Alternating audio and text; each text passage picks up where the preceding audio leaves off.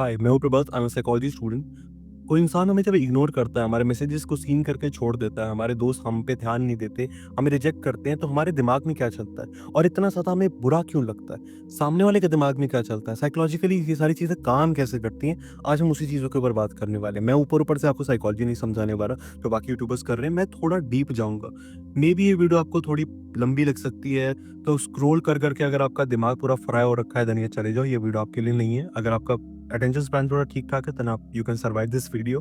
तो शुरू करते हैं।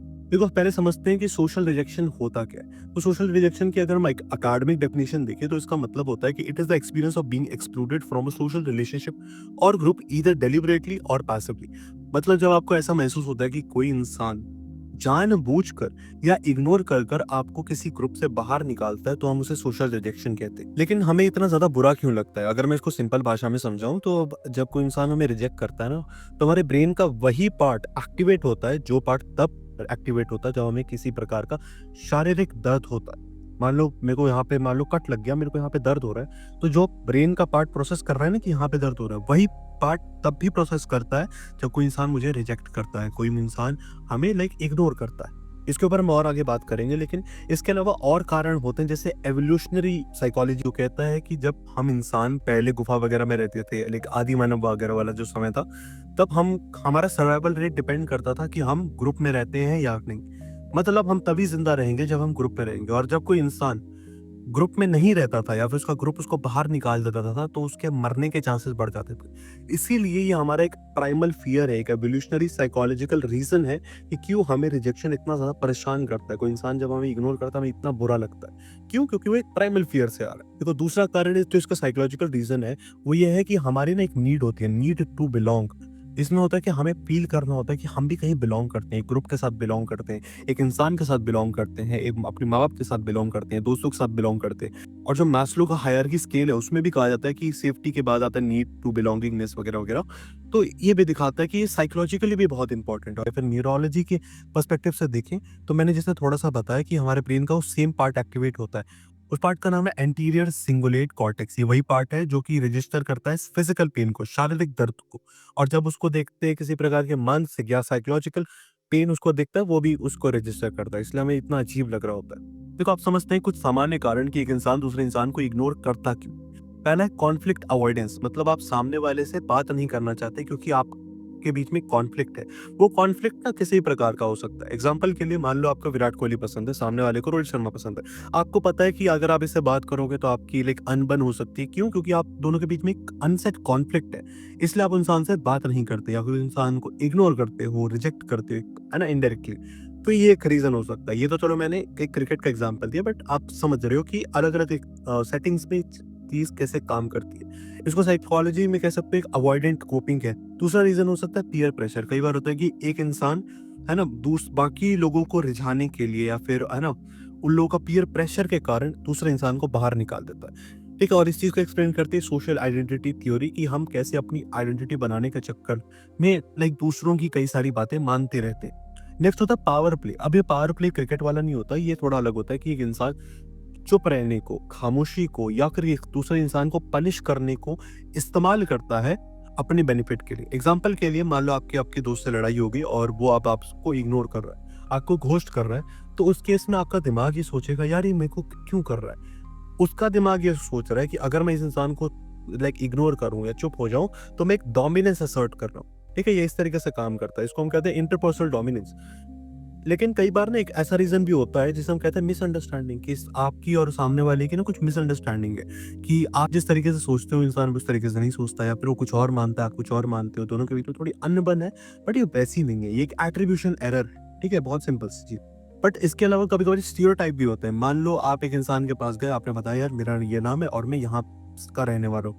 अब ये सुनने के बाद उस सामने वाले ने कहा, अच्छा तू यहाँ का रहने वाला है, यहाँ के लोग तो ऐसे होते हैं, यहाँ के लोग तो वैसे होते हैं। उस केस में उस इंसान ने आपको स्टीरियोटाइप कर दिया। आप क्या अगली बार जाके उससे बात करोगे? आप बोलोगे नहीं, मैं इससे बात करना अवॉइड ही करूंगा। सेम गोज टू हिम, वो आपको अवॉइड करेगा। क्यों? उसके अंदर एक बायस है, एक प्रिजुडाइज है, एक प्री कंसीव नोशन है कि आपके जैसे लोग अच्छे नहीं होते या जो भी है वैसे। इसको हम इम्प्लिसिट बायस कहते हैं। ठीक है, लेकिन कई बार ना बहुत सिंपल सी चीज होती है कि इंसान बिजी होता है, वो आपको समय नहीं दे पा रहा क्योंकि कॉग्निटिव लोड इतना ज़्यादा है।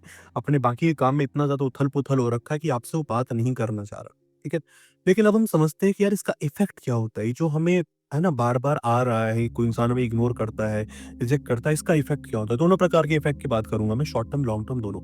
तो शॉर्ट टर्म में तो पहला यार आपको स्ट्रेस होता है फालतू का, है ना? कि दिमाग खराब हो रहा होता है, यार ये इंसान मेरे को इग्नोर क्यों कर रहा है? मैंने मैसेज कर दिया, सीन करके चला गया, 6 घंटे हो गए, सामने वाला कर नहीं रहा। आपको कई बार हर्ट भी होता है ना, दुःख होता है आपको।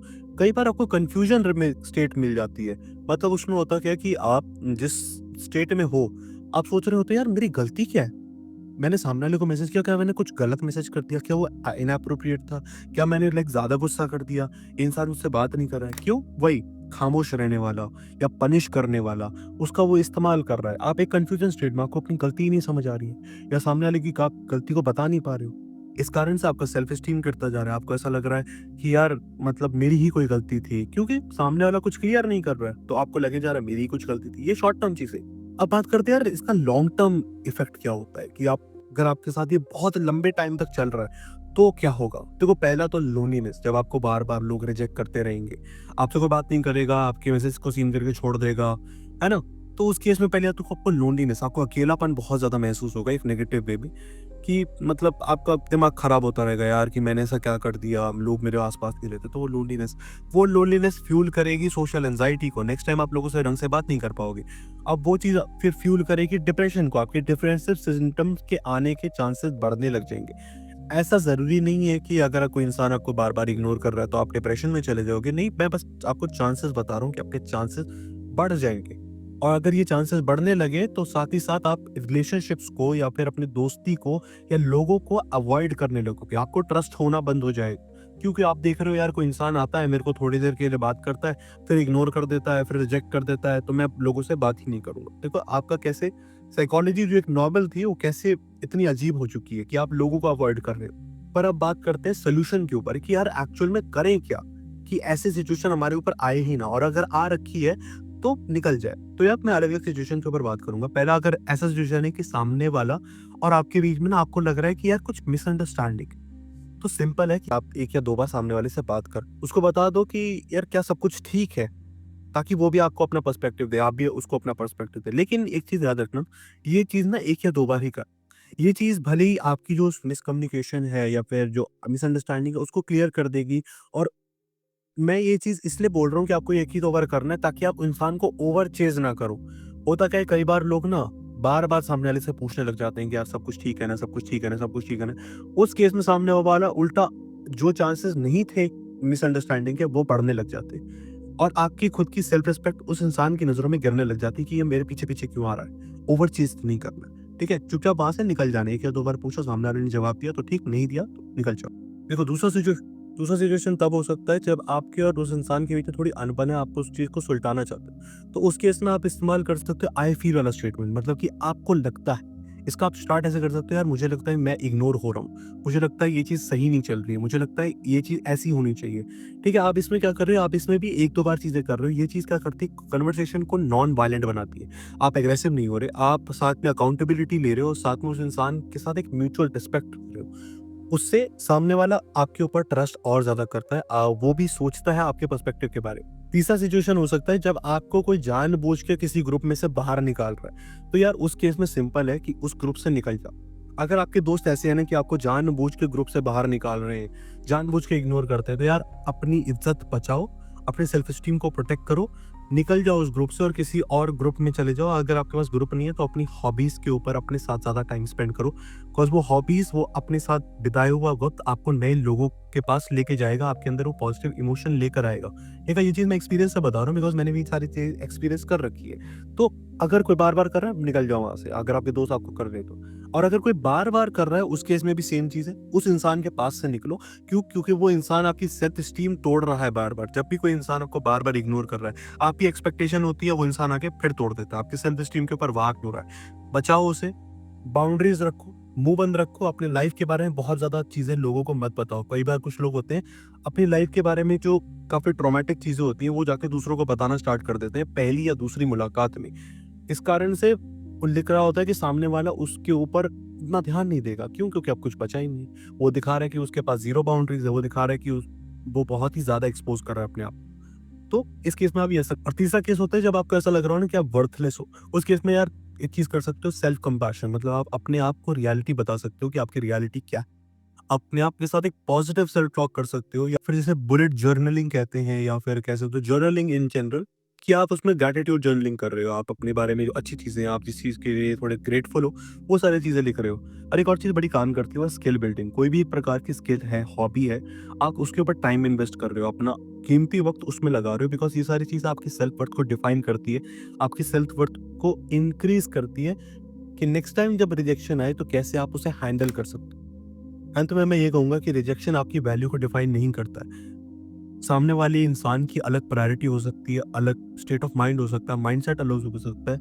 हर एक चीज़ अलग है उस सामने वाले इंसान की, क्योंकि वो एक इंसान ही अलग है। इस तरीके से समझ सकते हो कि जो रिजेक्शन है वो आपको एक मौका देता है अपने आप को डायरेक्शन में डालने का। हर एक रिजेक्शन आपको बताता है कि आपके अंदर क्या काम कमियाँ हो सकती है, खामियाँ हो सकती है, या फिर आपका पर्सपेक्टिव कैसा है। कई बार लोगों के अंदर कोई कमियाँ खामियाँ नहीं होती, बस वो सामने वाला इंसान उन्हें पसंद नहीं करता, क्योंकि वो इंसान कुछ और पसंद करता है। और लास्टली, लोगों को आपकी सेल्फ वर्थ नज़र नहीं आती, वो सिर्फ़ आपको नज़र आती है, तो आपको ही उस चीज़ को प्रोटेक्ट करनी पड़ेगी। कोई इंसान अगर आपको इग्नोर कर रहा है, तो अगर आपके उस सेल्फ वर्थ के ऊपर लग रहा है, तो आपको ही वो प्रोटेक्ट करना पड़ेगा, क्योंकि कोई नहीं आने वाला आपको बचाने के। सो अगर आपके पास कोई सजेशन है नेक्स्ट वीडियो के लिए, तो आप कमेंट ज़रूर करिएगा। आज की वीडियो के लिए इतना ही। मैं मिलता हूँ किसी और दिन, किसी और साइकोलॉजिकल टॉपिक के साथ। बाय।